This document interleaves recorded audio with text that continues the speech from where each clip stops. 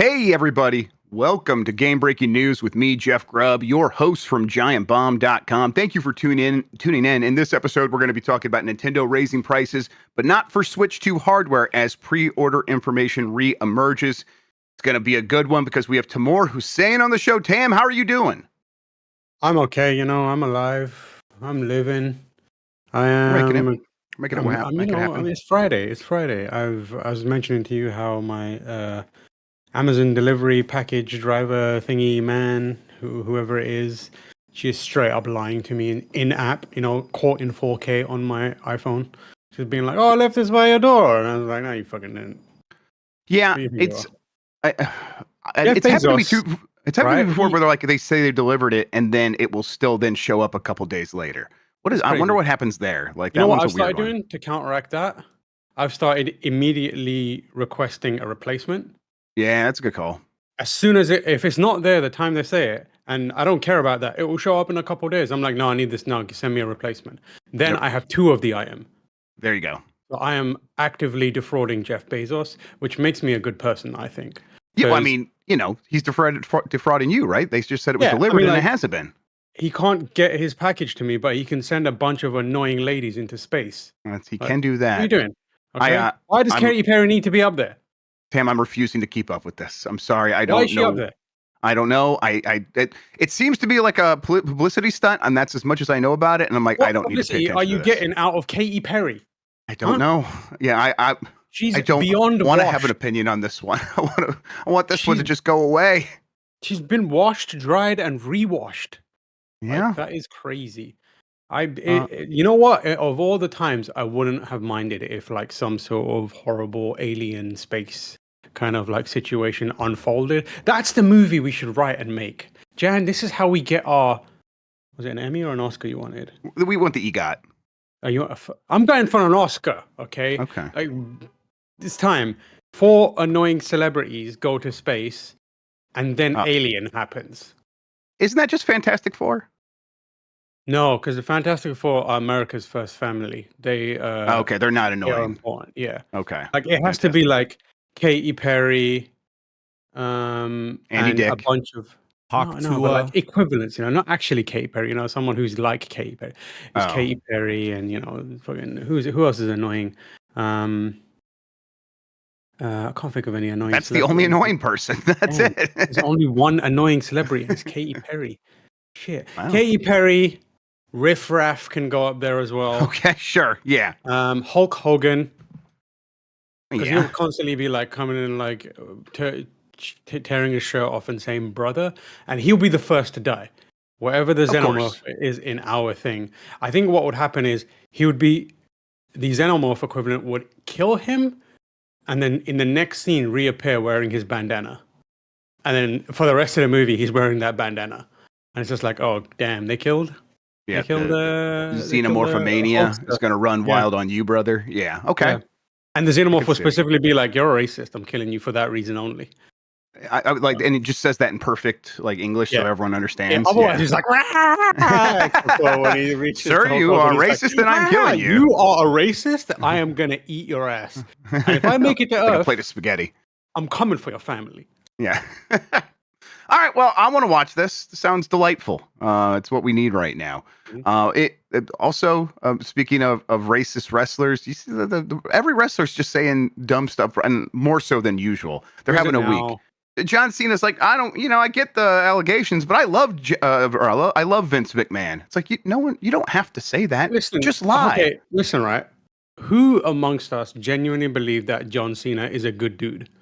No. Yeah. I mean, listen, I know what it takes to be like in that role at WWE, especially at that time. And yes, I believe he's a little bit of a psychopath, like a low key one. Yeah, he's a likable dude, which is the difference between him and like a Hulk Hogan. He's more charismatic.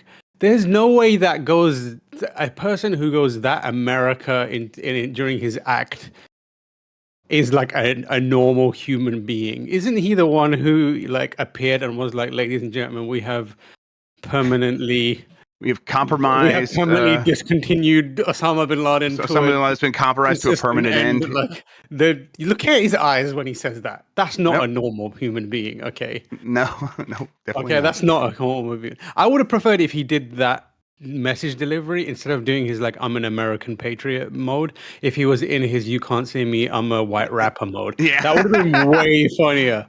That would have been so much better. Yep, professor of SEAL Team 6-onomics, I think is what his character was at the time.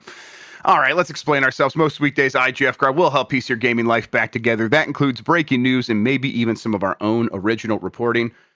For all these topics, I'll get the input of a bona fide expert who will make me look smart. If you are watching live on Twitch, welcome. You can always listen to the show later on podcast feeds by searching for Game Breaking News or find the RSS on giantbomb.com. You can also catch the show later on YouTube. Hello, YouTube. All right, we have a lot to get into, so let's start the show with Nintendo maintains Nintendo Switch 2 pricing retail pre-orders to begin on April 24th in the United States. This does come directly from Nintendo.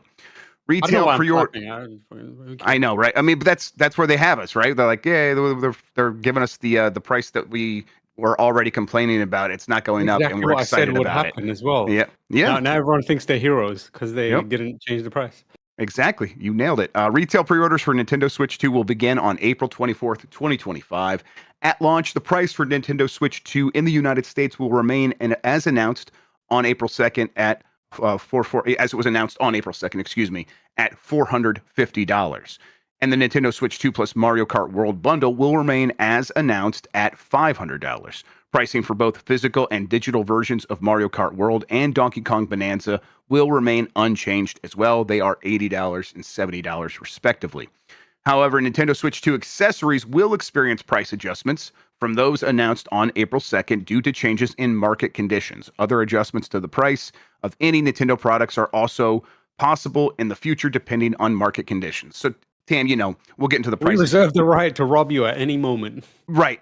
That's true. Right. First of all, like they are going to be able to get away with this price, I think, to themselves by saying, well, we got a ton of Switches already in the country. We'll sell those. And if things go sideways, we could always raise the price later on the new imports. But, I think by raising the prices on the accessories, that's their way of being like, let's put a nerd tax on this. The people who are most likely to spend the most amount of money on our stuff, like the ones that are the most down bad, the ones that like are just going to buy the stuff no matter what we price it at, they are the ones that will be disproportionately hit by the accessory pricing because they're the ones most likely to buy 5 accessories with their Switch 2 because they're so excited. And so we'll have them sort of supplement the cost of everything else going up in terms of our costs. I think that's the move here. You know, it's not the worst case scenario, but it still stinks. Yeah, you're taxing the nerds who are people like us who are gonna buy that stuff anyway. That's right. Well, listen, I think I'm reasonably intelligent, right? I think I can make I think you're very decently good decisions. I'm gonna buy that busted ass camera the moment I get an opportunity. I know that thing is gonna be 480p and just be the dog shit. It's on like a giant fucking telescopic stand. It looks awful. I'm having that. I'm getting it. Yep. I need that thing. And when you plug in a normal camera into that Switch, it's going to be like, oh, I don't know what this is. This isn't a normal camera. We need our special camera, which is annoying as hell because I've got like 100 USB. Well, I think those USB cameras might work. That's the thing. Oh, really? Okay, yes. now we're talking. So I think you might be okay. Now I feel even more stupid when I buy that thing, and I'm like, look at this. That's right. I know that too, and I'm like, I'm still probably gonna get that camera. What the hell? Yeah, exactly. So those are the people who are gonna get punished, and the other people who are gonna get punished are the people who are like parents or like buying this Switch thing because they watched all the market and are like, oh, I can play this with my family members or friends. Right. Oh, I need a new controller. Oh, this controller's $200. What? Well, let's get into that. So the Switch 2, $450, the bundle with Mario Kart World, $500, Mario Kart World $80, Donkey Kong Bonanza $70. All of those are the prices that were announced on April 2nd. Let's get into all the things that have now gone up in price. Nintendo Switch 2 Pro controller, $85. Joy-Con 2, the Joy-Con 2 pair is what they call it here, but it's just basically a new set of Joy-Con. $95. The charging grip, $40. The strap, $14. Joy-Con 2 wheel set, like the thing that I think you put the controller in for Mario Kart, $25. The Switch 2 camera is $55 now. The dock set, so I guess this is a separate dock, $120. Nintendo buy the Switch 2 wheel, carrying man. case and screen protector, $40. The all-in-one carrying case, $85. The Switch 2 AC adapter is now $35. That is actually not the worst price. I thought that, honestly, I feel like they would have charged more for that. And then the Samsung microSD express card, 256 gigabytes for Nintendo Switch 2 is $60. Sam's holding up yes, the 8-bit dough Ultimate. Is this the 2? $50. Yep. This is the brand new one. I mean, yep. This will work, I imagine, on your whatever your Switch is, your new Switch is. Surely, unless they actively block Bluetooth devices from working, that will work. One, just make sure if normal controllers work on it, just buy something else, man. Like, and then also, don't buy that stupid shit like the wheel. I have like nightmares about that plastic wheel from the Wii era that people bought for Mario Kart. It is the dumbest thing I looked at it and I was like, I cannot believe people are buying this for like, it was like $30 or something like that. It was unreal. I was like, this is just a awful, gross plastic. It's pure white. The moment your hands touch it, every bit of grime your busted ass has been collecting on your hand is going to be visible. Like, just don't do it, man. Just, you don't need most of this stuff. Like, I'm a Nintendo enjoyer. I'll never be pro corporation, but like sometimes you got to vote with your money, man.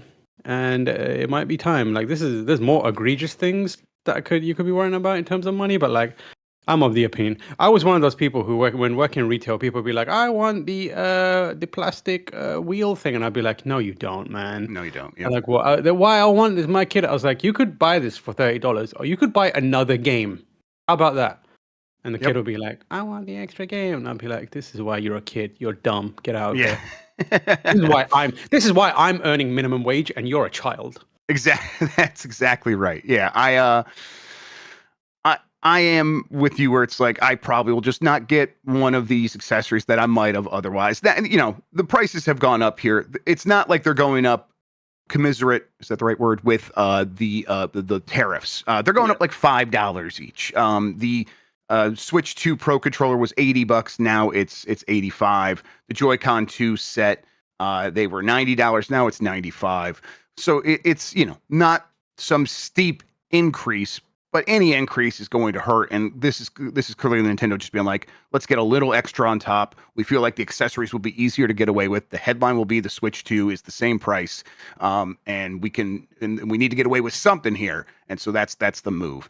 Are you surprised that they didn't raise the price of the Switch 2? Like, I know that was kind of your call. I think you were probably right on the money on that, but you're like, this is their moment where they probably could have got away with something, and they didn't take it. Yeah, they could have. I think that raising the price right now would really hurt whatever momentum they've built into marketing the Switch 2 currently, which as it goes into like the launch period and as we approach like the holiday period where people are more inclined to spend money to buy these kind of devices and like even do it to the detriment of their own kind of like financial stability to a degree. Like this is around time, like Christmas time, people are like, I have to do this. I know I've got a bunch of bills to pay, but I gotta do this. This is the thing. Like you don't want to risk any of that, and like jacking up the price could be the thing that pushes people off the fence and just be like, nah, I'm not doing that. That's too much. I think it actually works out in their favor to do it on the peripherals because I believe the kind of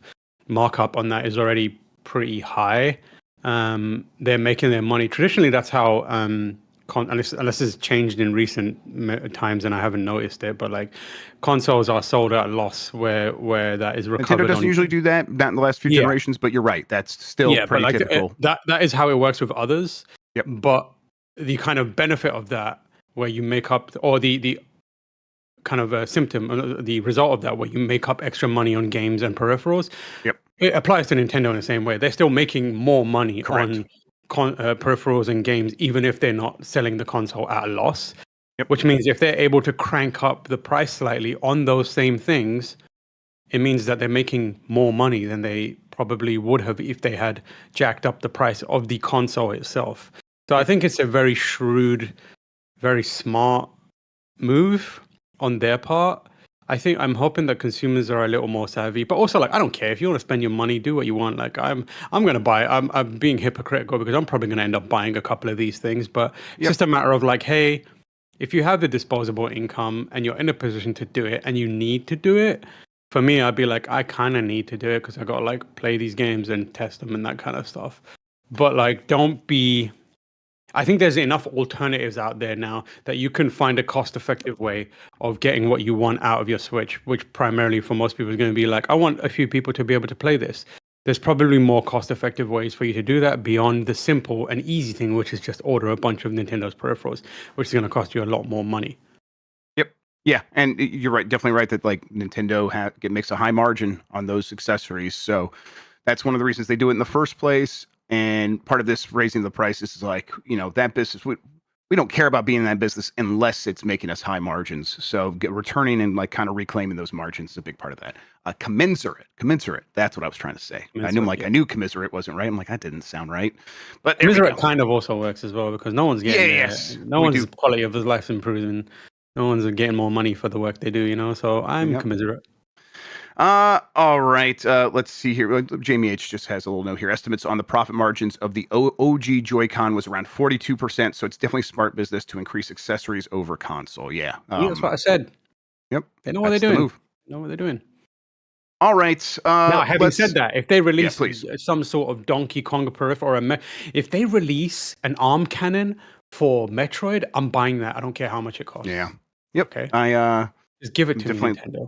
I know I'm like very excited about Metroid stuff, so anything they kind of give me Metroid right now, I'll be all over it. Yeah, I guess the other side of this that we talked about the price.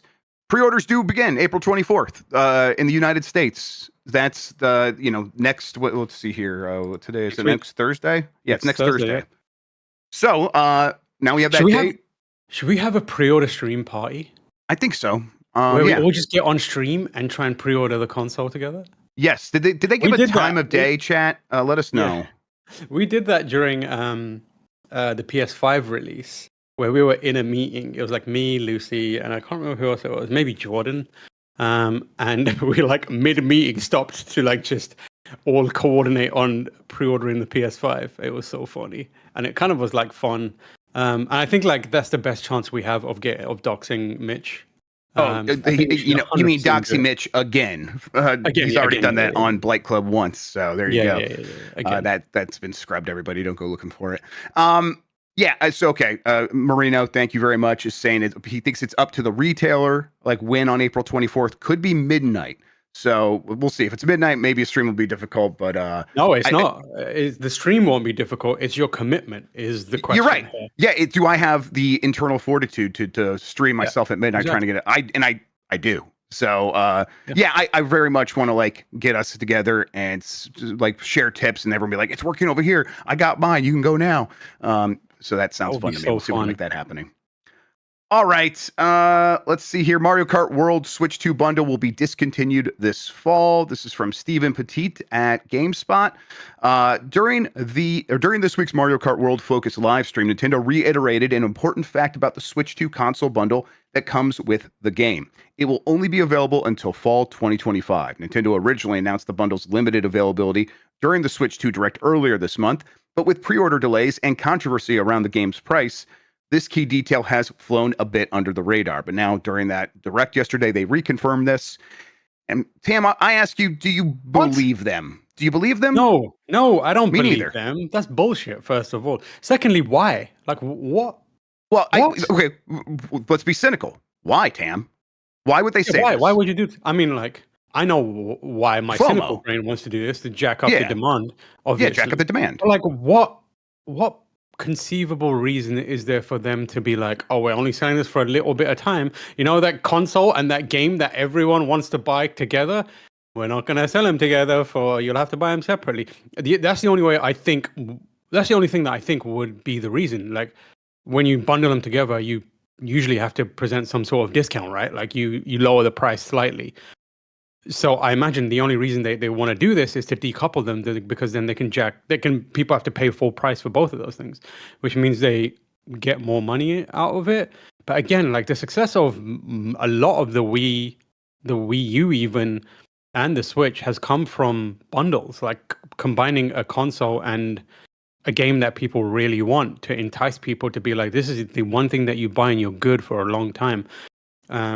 It's a very boneheaded move from an optics perspective, but I don't know. It feels like they want to do this because there's something about the way Nintendo is currently moving that makes me feel not great about the attitude towards how they treat consumers.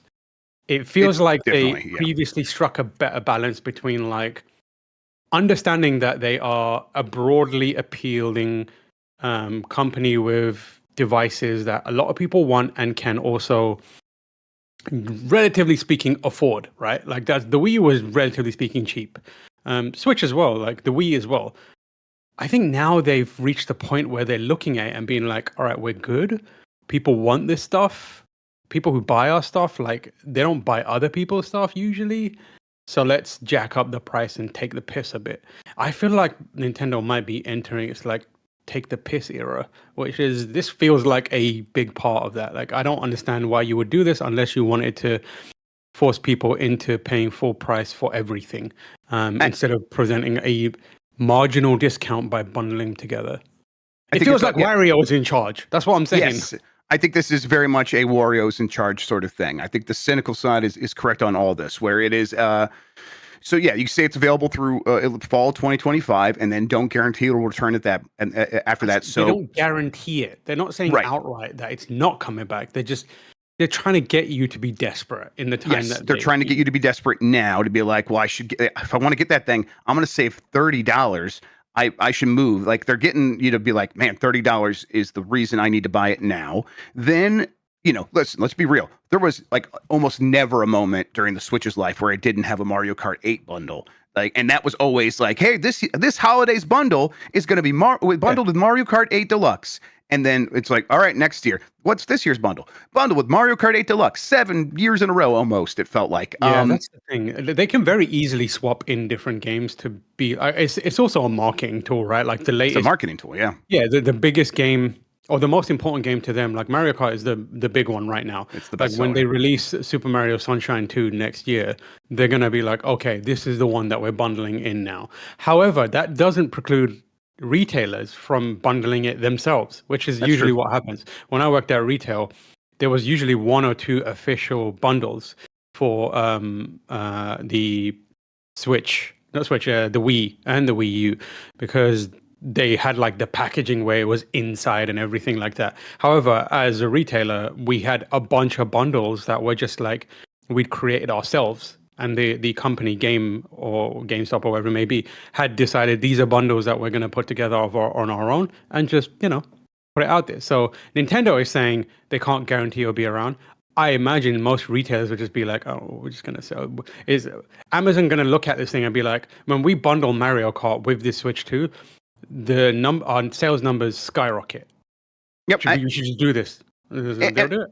And I don't think they're going to have to. I think that this one they'll go into supplies last. It'll go away, and then Nintendo will reintroduce it, or they'll. This gives them like also like the ability to be nimble, right? If they do need to raise prices, well, the $500 bundle went away, and it's like that was a limited time thing. So this new bundle is $530. It's bundled with the game, but you actually have to pay full price for the game now. But like this is the readily available bundle, so it gives them like room to maneuver if they need to. And then they could also bundle in different games if they wanted to. But they probably just come back. Link's crossbow training too. Right. And that's any minute now, I think. They probably come back early next year after the holidays, and be like, hey, the Mario Kart bundle is back. It just won't be that long. It's going to be around this entire console generation, just like it was for the last one. So this is them kind of just giving themselves a small out so they can respond based on what the demand is telling them and what people are saying about the price. And then now what they have to deal with in terms of global trade embargoes and things along those lines. I hope this is a Nintendo generation where they make sequels to the worst games that they've ever made. Like what? Like Mario Sunshine. Okay, no argument. Like Link's crossbow training. Link's crossbow training's all right. Come on, man, you're better than that. It's all right for what it You're is. better than that. Like It's what other ass Nintendo games are out there that they? yeah. I don't know. Someone Arms 2, rearmed. Scott the Waz just did a video, and I haven't watched it, but Mike was telling me about it, and he mentioned that Donkey Konga. He mentioned Donkey Konga is one of the worst. Yeah, Nintendo that would be games. good. You know what? I'm thinking back. I disagree. Donkey Konga's great. I'm thinking back on playing Mario Sunshine, and I think the game is not good. I think it's made much worse by the god awful Nintendo GameCube controller. I think that's where I stand with it. GameCube controller's pretty good. The GameCube controller is not good. I'm not hearing this, man. Every button is a different shape and size. Shut the fuck. Why are people like this? Yeah, they're different buttons. No, everything should be the same, man. According to Tam. Get rid of anyone who's different. That is insane behavior. Like every design principle is broken by that thing. It looks awful. It feels awful. Every button is a different shape and size. There's no consistency with like how any of them feel. It is easily the worst controller that has ever been created after the Nintendo 64 controller. I like the controller, but I do find it difficult to defend because my bar for is this a good controller is how easy is it to play Tony Hawk with it, and GameCube is a bad controller to play Tony Hawk with. I remember playing Sunshine and being like, I cannot play this game because I pressed the button and now I've just realized I've pressed the button down. If I press it harder, it's another button. What's going on? And then this one button is the size of my fist, and then there's this other button right next to it that is the size of like a penny. What's going on? What's going on here? What's happening? I don't understand it, like one bit. I feel like I don't fundamentally trust anyone that says the GameCube controller is good. Okay, once they say, if someone says to me, I think the game controller is great, in my brain, I filter them into a different bucket, which is like, if you're about to get hit by a car, I ain't saving your ass. I mean, that's a lot of Melee fans that are going to be killed in your world, Tam. That's all the worst people in the world? I get it. No argument for me.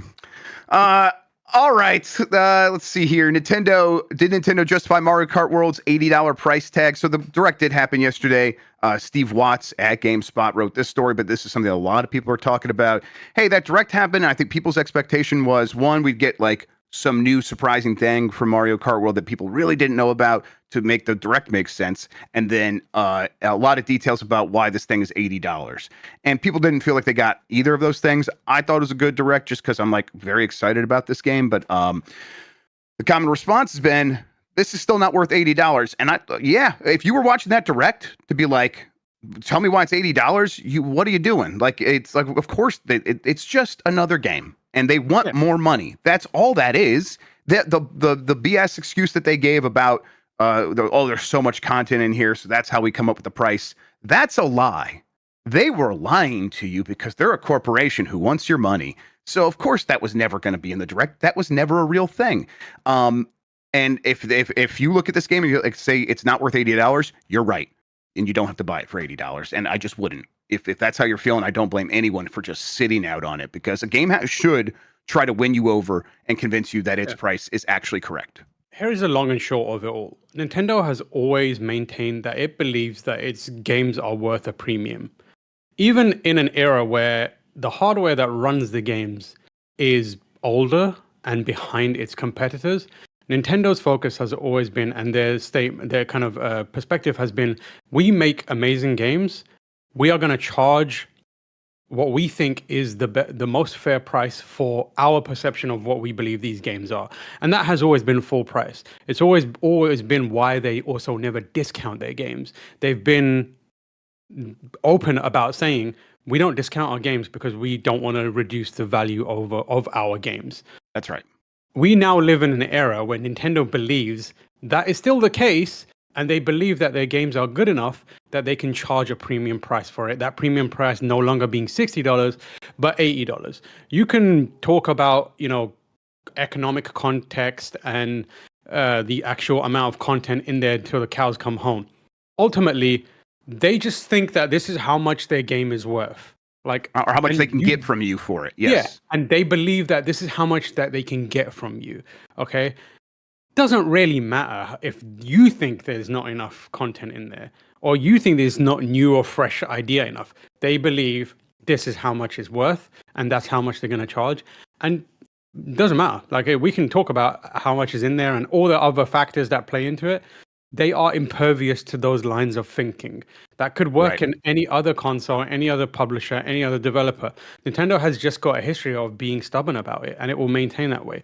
Now, here's the interesting part of it. Nintendo, as I mentioned, never ever discounts their games. But the games haven't been this high since Super Nintendo and Nintendo 64 era, right? Yep.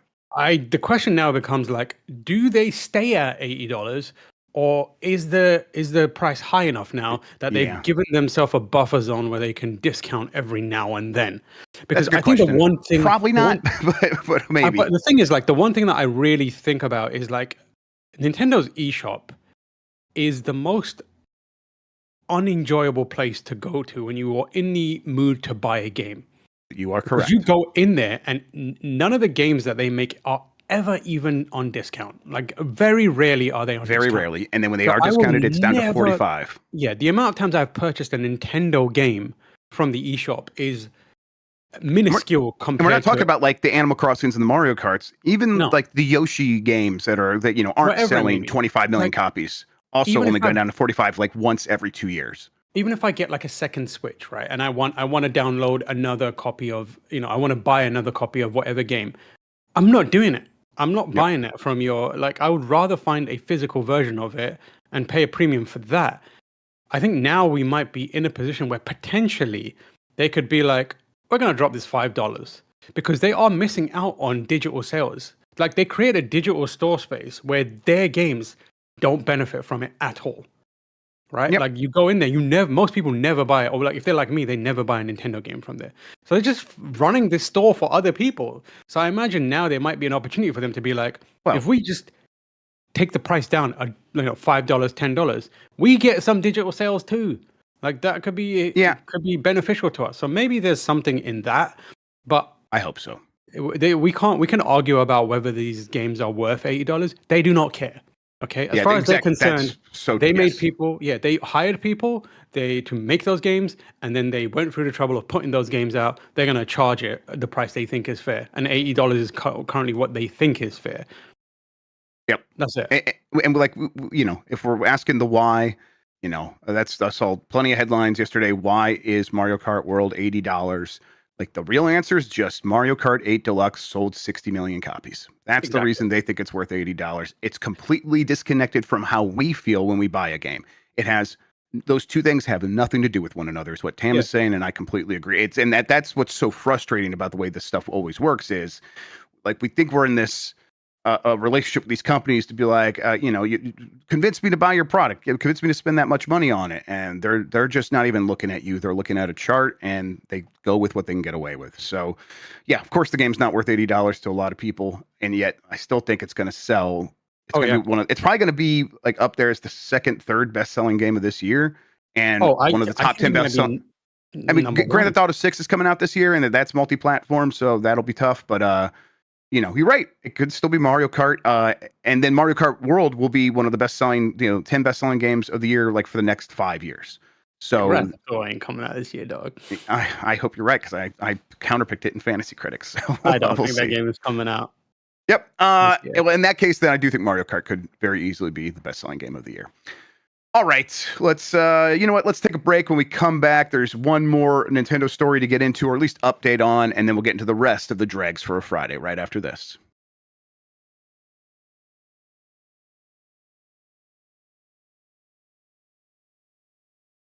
All right, we're back at it. Jeff Grubb, Timur Hussein, game-breaking news. Thanks for watching.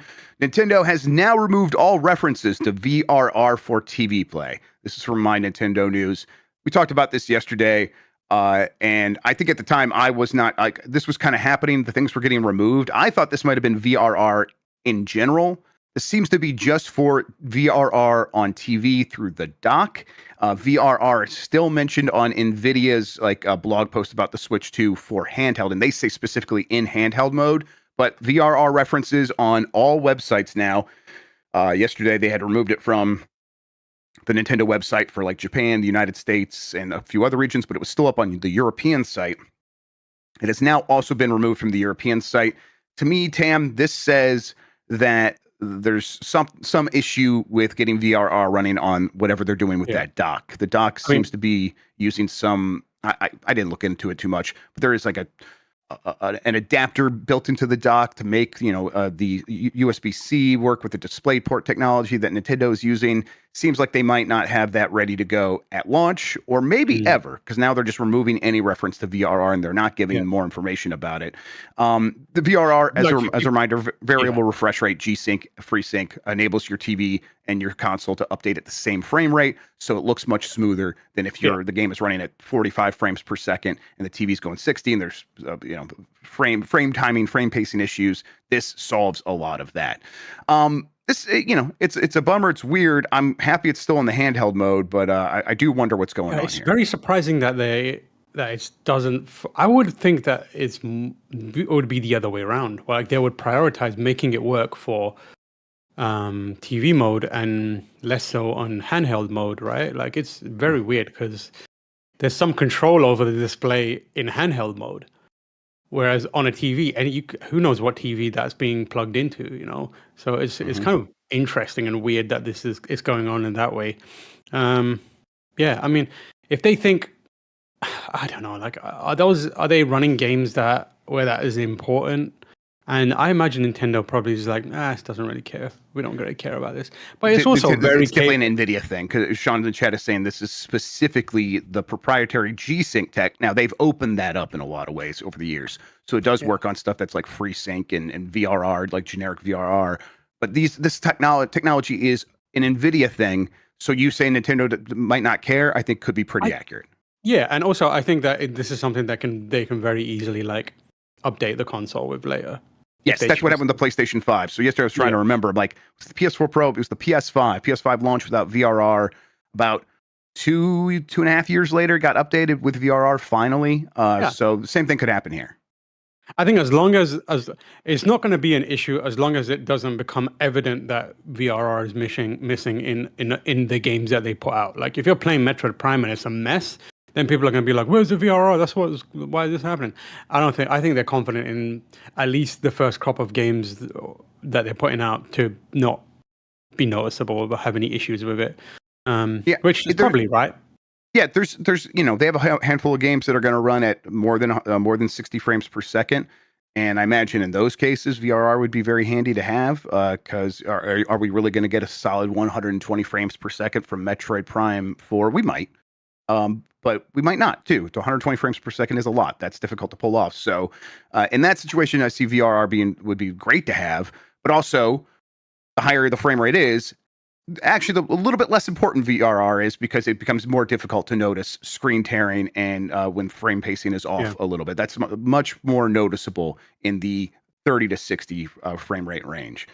Do you think Metroid Prime 4 is going to have multiplayer? I don't. No, I think we're far past that.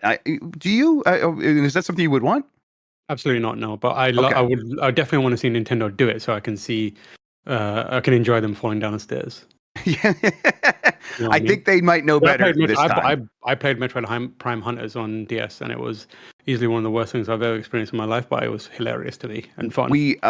I really want to play Metroid Prime Hunters on Giant Bomb again. Dude, I bought the dongle that lets you connect to the internet using the DS, and it was atrocious.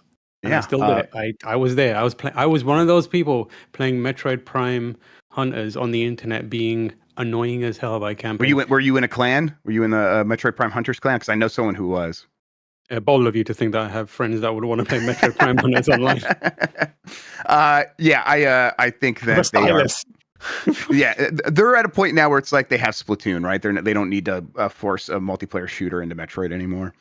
Yeah. All right. Xbox hints at Indiana Jones sequel and says we think there's life in that franchise. And by life, we mean money. Yeah, we think that we can make more money. This is from Andy Robinson at VGC. Microsoft's gaming boss has hinted at a future for the Indiana Jones franchise within Xbox Game Studio, following the positively received release of The Great Circle. Machine Games, I call it the Fantastic Circle personally. Machine Games, Indiana Jones, and the Fantastic Circle was released for Xbox and PC in December to positive reviews, amassing over 4 million players, according to Microsoft.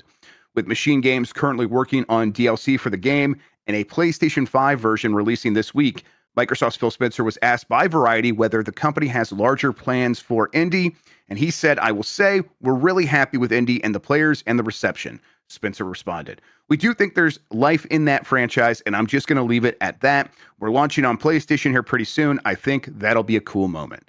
My expectation here is that if they can get away with doing a trilogy, that's what they're going to aim for, right? Oh, yeah, That's the feeling. Okay, you think so too? Oh yeah, definitely. And I think maybe the next game in that series probably launches day and date on PlayStation. Yeah, I mean, I think depending on how it performs, like I think there will be monitoring to be like see how much the interest there is on the PlayStation. Yeah, why not at this point? This. Yeah, and like if you want to, you've got this license and you want to try and make the most of it, the best thing you can do is put it out on multiple places around when there's a zeitgeist around it, right? Like so. I imagine they will be cool. I would prefer if Machine Games did another Wolfenstein or something else of their own. I wish they could finish the Wolfenstein trilogy. Yeah. Yeah, it's not the end of the world if they go back and do another indie for another thing. And I don't know, maybe let them do a one for you, one for us kind of thing. Let them make another. That would be awesome. Wolfenstein, and then go into another indie game. I don't really care about Indiana Jones, so sure. I played that game to completion and I thought it was okay, it was fun, but like I don't have much affinity for Indiana Jones as an IP. I do for Wolfenstein though, so I'm inclined more that way. Yep, I love Indiana Jones, but at this point, I'm like, man, Wolfenstein's super important to me. So I wish they could finish out that Wolfenstein series. I just want to kill Mecha Hitler. It's I feel like we got that. We weren't explicitly promised that, but I feel like we were promised that, and now we're not going to get a chance to do that. And they're not going to put Mecha Hitler in Indiana Jones. But I want a game where you play as a dog and they call it Wolfenstein. Wolfenstein, yes, exactly. Come on. What's BJ Barkowitz? Barkowitz, yeah. There's a dedicated bark button, and you can use it like Snake's knock on the wall thing to lure people to you. There you go. That's so good. Imagine playing that game and you get to kill Hitler as a dog. Yeah. Oh, that's the dream right there. No more petting dogs. Just you killing Hitler humans with dogs. Yeah, I like it. Yep, Indy was like a game that really hit pretty hard for me. I do like Indiana Jones a lot, like I said, and that game I thought was very well done. But you can also just tell now that they have that foundation, a sequel is going to be so much better, I think. So I kind of I'm like, where are you going to take it next? They have this whole world they can go to with Indiana Jones. So I'm like, I want to see it. Although I think sticking with killing Nazis is probably a smart idea. Co-op is coming. I guarantee it. All right. Let's see here. Star Wars Outlaws Switch 2 release date confirmed and a Pirate's Fortune DLC trailer revealed. Star Wars Celebration is happening. Is Lucy actually in Shoot Japan for that? Like, is she out there? She is. I know she's doing a panel. She's presenting a panel for the new Star Wars game coming out of, not this one. There's another one that they talked about. The Bit Reactor one? Yeah, the Bit Reactor one, which sounds really, really cool. I can't looks good. Remember the name of it because there's too many. It's Zero Company, and you can remember this. You can remember this? Yeah, it's ZCOM instead of XCOM. ZCOM. And that is probably the Star Wars game I'm most excited about now. It looks very cool. But yeah, she's doing a panel with devs for that, and we'll be talking about it. So if you spot her on the broadcast anywhere, make sure you show her some love. But yeah, she's over there. She's in Shoot Japan. That's awesome. I'm happy. That's very cool. I've never been to Star Wars Celebration. I think it's pretty neat. You could go to the one in Tokyo. Which one in London?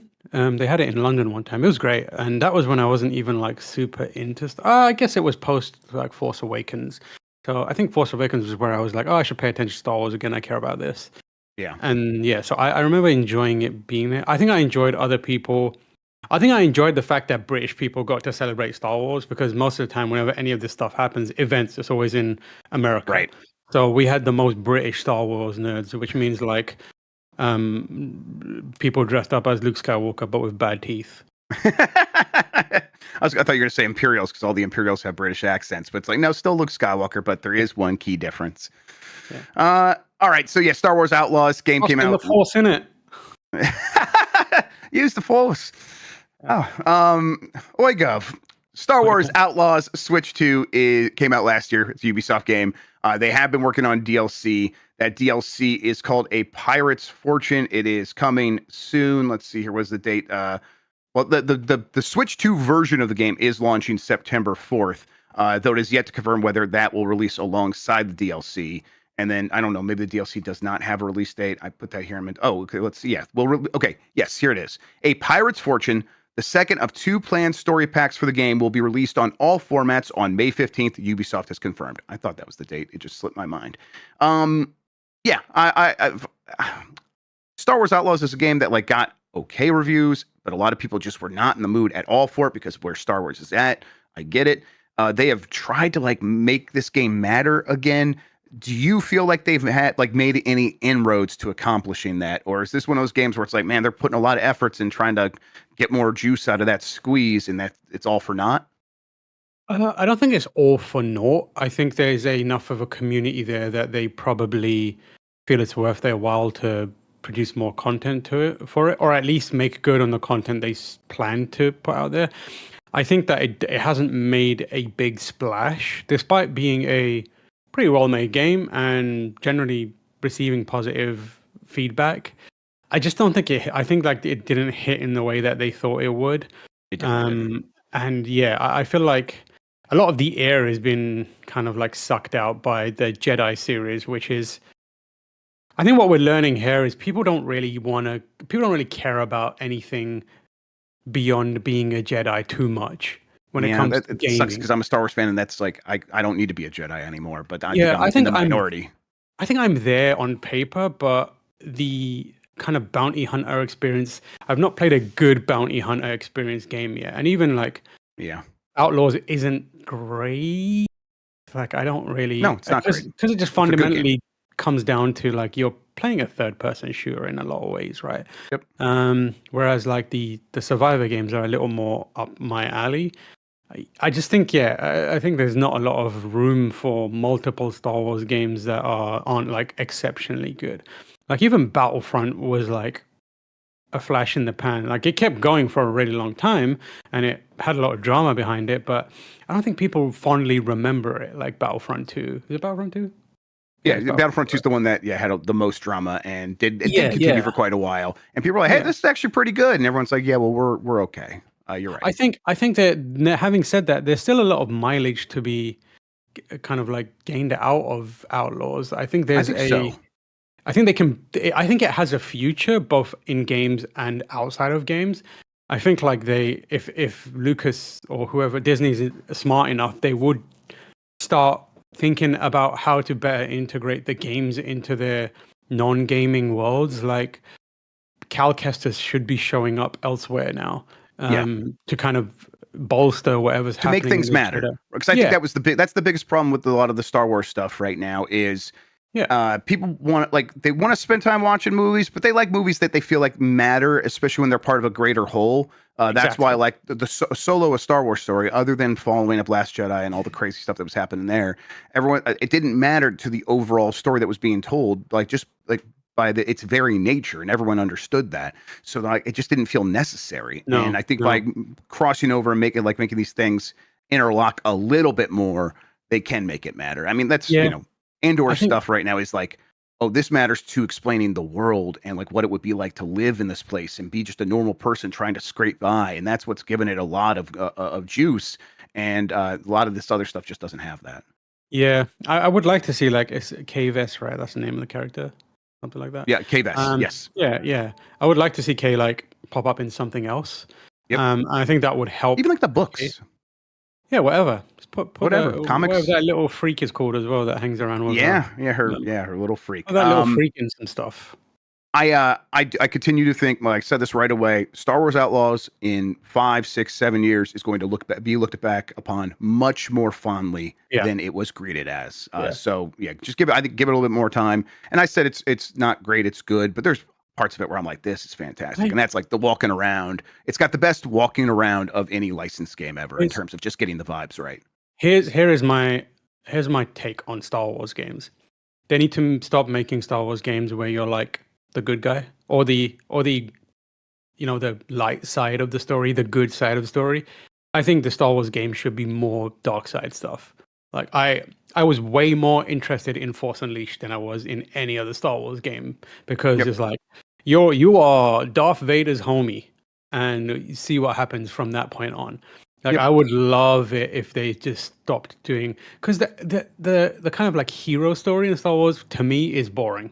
Like I find that stuff really lame. That's why I thought Outlaws would work, right? Because it's supposed to be like it's not explicitly dark side, right? But you're in the underground, the slimy side. But you're right, that's not working as well as I think. Yeah, ultimately, people mess around with the evil powers. Yeah. Ultimately, you're a scoundrel, that kind of stuff, whatever. But ultimately, you are a Han Solo-esque, a good person at heart. Whereas, like, I think, Force Unleashed, you basically go into that game thinking, I'm working for Darth Vader. This is going to be dope. And it is dope for a really long time. And then, that character Starkiller goes on kind of like a journey, which I think is way more interesting. And that also fulfills the angle of exploring parts of the universe in a different way that is more intriguing than Andor does. Because Andor is just like, Andor is, for me, I'm not super into Andor. I think it's fairly plain, but what gives it legs is like, we've never seen this kind of side of it. And it's very much like ordinary person just making it work, you know? And if you explore like the dark side or like, you're put in some really shitty positions and that is how like your journey goes. I think that's way more interesting. Like do a proper Darth Maul game. Like, what is the story of Darth Maul? We know the story of Darth Maul. My man they actually just announced a new Maul comic or animated series. Yeah, I mean, like, it's good. He's in the movies, gets divided by 2, and then pops up again later on with robot legs, and like, there's a lot of material. He would have been a good fit for a game, though. You're right. Yeah, in a game, that's like ideal. Yep. Like, give it go even more Souls born. Imagine a Soulsborne game with Darth Maul. Yes. Come on, dude. Right, and like he's from that Force Switch planet, so you could just do crazy Force Switch giant monster enemies and stuff like that. That'd be fucking neat. And like if you want to make a co-op mode, you can have him get cut in half and you control 2 halves. There you go, easy. Perfect. All right, Tam, I want to thank you. I love the idea of a co-op mode where you're 2 halves of Darth Maul, and one of you can punch and the other one can only kick. Yes, it's perfect.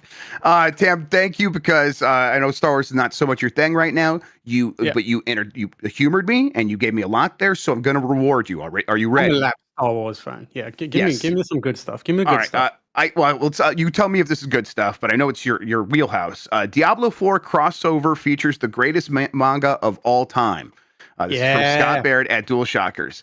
As a Blizzard franchise, Diablo has crossed over with other series owned by the company in the past, including Overwatch and StarCraft 2. On rare occasions, it has dipped into other franchises, such as the Nintendo Switch version of Diablo 3, featuring content from the Legend of Zelda series, including a Cucco. I never know how to say this. Cucco. Featuring a Cucco. The 2025 roadmap for Diablo 4 was looking pretty bare, even though it hinted that there would be crossovers with new IP. The official Diablo Twitter /X account has confirmed that one of these crossovers is with Berserk. Tam, Berserk and Diablo, does that sound good to you? My boy right there.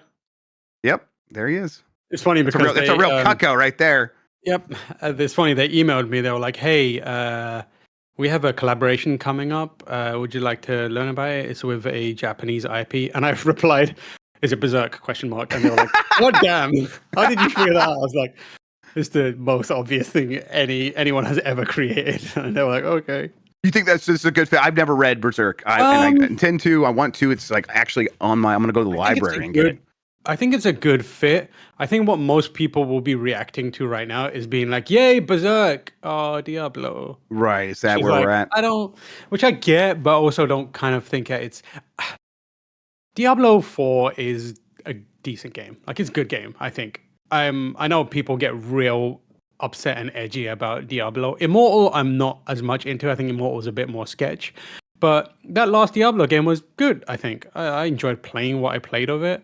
But with that in mind, I think that the world of Berserk fits nicely in there. Diablo 4 especially, it leans into being a little more dark than Diablo 3 was. 3 was like weirdly kind of sterile or like more approachable. It didn't have that Diablo darkness that people wanted for it. So I think there's a little more mileage to work with for Berserk there. I don't expect Guts to show up or like, Casca or Griffith to pop up. I think it's more a case of like, here's a big sword. This is the Berserk sword, which is fine. Like that's cool. I'll take that. People who are actively playing Diablo will just be like, okay, cool, big sword, good stats on it. Whereas if you're like, as a Berserk fan, I'm not currently seeing anything or hearing anything that's like, I'm reinstalling Diablo. Sure. So I get it. Like it works. It's cool. And if you're into that, have fun. Yep. Well, that's going to do it for the headlines, everybody. But we have a poll question to get into. Let me get mine up here so I can get the results for you. I'm going to refresh. Yesterday, we asked who has more aura? And we gave you 3 options, and they were image options. It's Mariachi Waluigi, Bumblebee Wario, or traditional Japanese garb Mario. And 14% went with Mario, 24% went with Wario, and 61% are down with the Riz that is Mariachi Waluigi. Tam, do you have a favorite? Answer. That is I agree. Answer. The problem is the aura on Mariachi Waluigi is kind of serial killery. Yep. Yeah. Like that is like I have done crime and I will do crime again aura. Right. Now, like I'm just between crimes right now. That's you're just catching me there. I'm on crime cooldown, but I will be back soon. You know what I mean? It's weird. But I respect that. Is fundamentally the question was who's got the most aura, not who's got the most good aura. Yes, correct. The most good aura is obviously Wario. Yes, right. If I saw in reality, Wario looking exactly like this, dressed as a bumblebee, I think I would just follow him. Yeah, and be like, wherever he's going is going to be a good time. So I'm just following him. Yeah. I want to be friends with that guy. That bumblebee guy on a bike that is way too small. I want to be friends with that person. Yep. Mario, I'm like, I'm going to check some registers to make sure you're not on there. Yep. All right. Well, we got our results for that. We got a new poll question we'll get to here in a second. Before we do that, Tam, tell people what you have going on, where they could find you on the internet, all that good stuff. Currently, I have a tummy ache, which means I will be spending a lot of time in the toilet. If you want to join me with that, you can find me at mytoilet.com. Otherwise, I'm on everywhere at TomorH. Follow me on Instagram. I started teasing I feel like I've just constantly been saying, I'm coming back to Twitch streaming. I am. Seriously, I am. I've just been like figuring it all out. I put like a bunch of artwork. Not clips, like some snippets of my artwork that I got done. Yeah, it looked really good. Streams. It looks really cool. Done by the one and only Jerem. It looks so nice. I love it. That's all like some of my holding screen art, which is cool. So gonna be coming back to that. I'm on Blue Sky, tomorh.com. What is the UPF for today? UPF. Oh yes, we're playing Rematch. The FIFU from the people that made Sifu, Rocket League with people. Did you get a code for that? How did you get that? So I did get a code, but that is not applicable because this is an open beta that just opened up. You have to register your interest on Steam. I think they're letting people in. Jan registered his interest this morning. Jan, have you been let in yet? Do you know if you? I guess he might not be able to check. I cashed in a code. Oh, okay, you cashed in a code. Okay, so but you can register your interest and you should be able to just get in there. We're going to try to run with a pretty full team. It is not open. Sean's saying it's not open, but you have to you just register your interest. That's how I already did that. I didn't receive an email, which I can only assume is down to like some severe racism. Almost certainly, yes. But yeah, we'll be doing that, and we're gonna probably play as a team and go on there and challenge other teams, and we'll see how that goes. Really looking forward to that. I think that game looks fantastic. So that'll be later today. But up next is it says here GameSpot After Dark. So latest episode of the podcast coming up. Look out for that, everybody. We'll be running so it's a little earlier because we had nothing but positive feedback, and people were like, "Can we have this earlier, please?" And We were like, hell yeah, we can have... No, nobody said that. We just wanted to make it earlier, so it was not a pain in the ass to edit.